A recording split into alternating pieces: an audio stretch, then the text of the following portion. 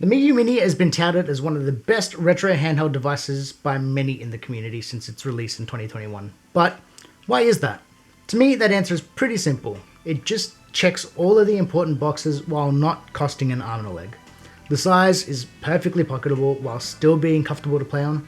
The controls themselves are satisfying to use and feel amazing. The screen, while small, is pretty gorgeous. And since the Miyoo Mini has been around for so long, there's been a plethora of aftermarket support for modding in the way of different buttons and cases.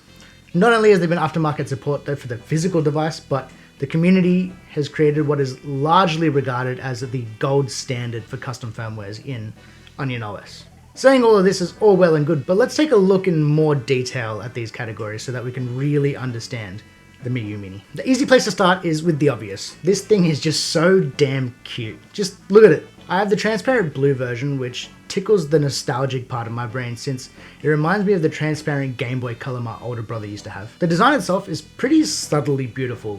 I'm personally a huge fan towards the original Game Boy DMG, with that chip out of the bottom right hand and the start and select buttons. The proportions don't feel wrong either, like other mini devices. Other devices on the market resort to shrinking the buttons on the face of the device to the point of making it uncomfortable, like the RG28XX. Then you have other devices like the GKD Pixel that shrink the face of the device so much that everything just looks cramped. In my opinion and experience with these retro handhelds, I believe the Miyoo Mini is as mini as you can get with a device before it gets uncomfortable. And since we're on the topic of size, I may as well give some size comparisons so you can get a better idea of how the Miyoo fits in hand compared to a couple other popular smaller vertical handhelds. First up, we have the competitor to the big brother of the Miyoo Mini, the RG35XX Plus. Another spectacular device that didn't get the playtime it deserved from me. Sitting them side by side, I can explain why I didn't use the RG35XX as much as I thought I would. And it should be pretty obvious. The RG35XX is just too big to be in my pocket daily. It just ended up being too much of a hassle to carry with me compared to the Miyoo Mini. Then we have the other popular EDC choice, the trimui brick. The brick is the device that I EDC on the daily. The size difference here is a lot closer than the previous device, so you can probably see why these two get compared pretty regularly. I don't own the Miyoo Mini Plus, which would be more of a fair comparison to the trimui brick, but I think the magic of the regular Miyoo Mini is, well, its mini size. The ergonomics and feel is where the Miyoo Mini starts to lose points in my book. The ergonomics are realistically fine for the form factor, since it's a mini device, so of course it's not going to be the most comfortable thing in the world for those super long play sessions. But that's not how this device is really intended to be used. For short 5 to 15 minute stretches, the Miyoo is perfectly comfortable and easy to use, which is the benefit of the form factor. In fact, the way I tend to use the Miyoo isn't actually by holding it with two hands. More often than not, I just tend to hold it in one hand, playing it that way, since the type of game I tend to gravitate towards on here is the slower JRPG and strategy style games. At the moment, I've been playing through Pokemon Emerald on here. So, especially while walking through the grocery store or drinking a coffee in the other hand, the size of the Mini is a benefit to me. In my time with the Miyoo, the thing that I've actually started to really not like at all is how soft the buttons are. I don't know if this is an issue with my specific device or with the V4, but the face buttons are super soft and almost too easy to press with little to no tactile feedback. It's just been a bit disappointing to me. The D-pad on the other hand feels awesome, and I haven't really gotten any accidental diagonals or misinputs. Just putting your thumb on the top and rolling it around to get the 4 directions feels really good. The other thing I'm not a huge fan of is the build quality. This thing is just kind of full of rattles. The rear bumpers are fairly loose and I can feel them shifting around when I hold the device one-handed.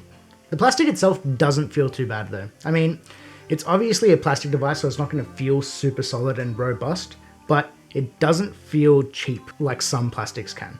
With that being said though, for the cost of the Miyoo Mini, it is super acceptable and almost expected in my opinion. It's not a deal breaker at all, but something that should be mentioned. Arguably, the true magic of the Miyoo Mini comes from the quite frankly spectacular community-made custom firmware, Onion OS. When it comes to Onion OS, the feature that has gained the most use and adoration from me has become the game switcher. Being able to switch up the game that I'm playing while simultaneously saving and reloading my spot in game is nothing short of incredible. By pressing the menu button in game, the Miyoo Mini will save your state and then you'll be taken to the game switcher, where you'll be greeted to a screenshot of the same state from the game that you were just playing. Then by pressing left or right, you can browse and look through the other screenshots of save states you may have on your device. Then when you find the game you would like to keep playing, simply just press A and it would load you straight back to where you were in game. The next best feature and the bread and butter of gaming on the go is the autosave and resume when turning the device on or off. Usually you would want to create a save state or save normally before shutting your handheld off, but not here on Onion OS. All you have to do here is just hold the power button and it'll save your state and shut the device down. Then when you have time again and you've decided that you would like to play, just hold the power button back on and you'll be exactly where you were before you turned the device off. No having to dive through menus or having to remember what game you were playing. There are of course also a plethora of emulators at your disposal that go all the way up to the PlayStation, and even Nintendo DS is included here. On top of that, bundled in with Onion OS, you also have access to an activity tracker to see how long you've been playing each game, an ebook reader if that's your thing. You can turn it into an MP3 player with the music player app. You could even watch your favorite and legally obtained TV shows and movies with the video player. But enough of that, let's play some games. Performance on the Miyoo Mini is extremely well documented at this point since its release. And I'm sure if there is some edge case game on the retro systems that you're wondering if it'll work, there will probably be some post about it on Reddit. You can expect great performance on all systems, topping out at the PlayStation 1, as well as some but not all Nintendo DS games. But don't stress, things like Pokemon will work pretty well. For how I use this device, playing all things RPG and strategy, it works wonderfully, and some quick sprints on Mario are also very enjoyable. Keep in mind though that the Miyoo Mini was originally released in 2022, and with it now being roughly a 3-year-old device, that it does come with some downsides when you compare it to newer releases. The first thing I noticed initially, which is realistically a pretty minor thing, is that there is some sluggishness that can happen when you're browsing the menus and quickly flicking through the game switcher. Which, again, it's pretty minor, but can be a bit of a nuisance, especially if that's something you can be sensitive to. And if you've come from another device that is snappier. Something that is pretty obvious is that it's a mini device. The ergonomics are not going to be perfect. Your hands will eventually cramp up using this guy, but that's just the nature of the beast when it comes to mini devices. There has to be a price you pay for a smaller, more portable form factor. The screen on here is pretty good, but it's not perfect. Especially when I compare it to my trimui brick, and I've seen it in other reviews that the screen was a bit of a selling point for the Miyoo Mini in the past, but that's no longer the case.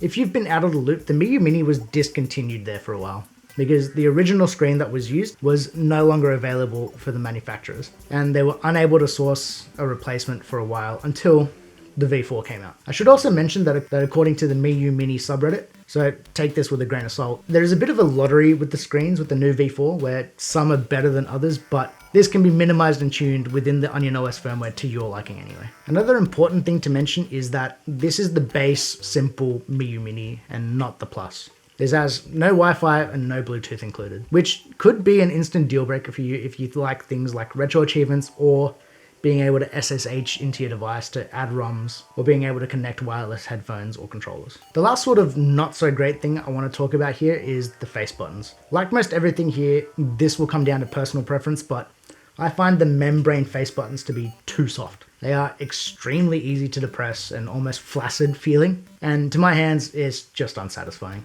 I've seen many people praise the controls on the Miyoo Mini, so that has me wondering if there is a lottery as well for the membranes that live under the controls, with some that are tuned extremely well and others that end up too soft. Or maybe I just don't like them and I'm the weird one, which we can't rule out. So, should you spend your hard-earned money on the Miyoo Mini? Yeah, I reckon it's worth it, considering its low price.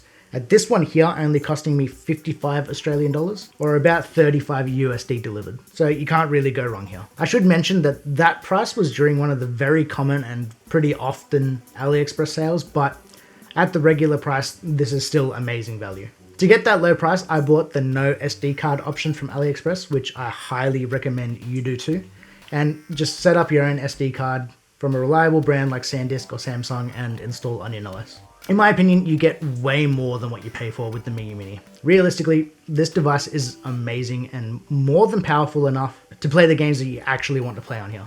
Not to mention that the game libraries for the systems that you can play on here are in the thousands, and you can have all of them to access at the press of a button for less than $100 is nothing short of amazing. But what if some of those downsides, like a lack of Wi-Fi, are deal breakers for you? What else should you buy? Well, the answer here for me is pretty easy. If you want the best screen in class and a more premium build quality, get the trimui brick.